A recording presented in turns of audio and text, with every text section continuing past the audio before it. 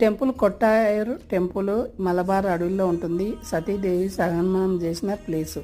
అప్పుడు శివుడు ఒంటరివాడైనాడని విష్ణువు వచ్చి ఆలింగనం చేసుకొని స్వామికి తోడుండి శంకరాచార్యులు అలానే ఇక్కడికి వచ్చి ఇక్కడ ఏనుగుల ద్వారా ఒక సాంప్రదాయాన్ని విడినాడు. ఒక టెంపుల్ అమ్మవారు సతీ పడిన ప్లేస్ కాబట్టి ఈ ప్లేస్లో పూజలు టెంకాయ నీళ్ళతో పూజ చేస్తారు. ఇది వైశాఖ మేళ అంటారు, వైశాఖ మాసం పూజ అంటారు ఈ కేరళ వాళ్ళు.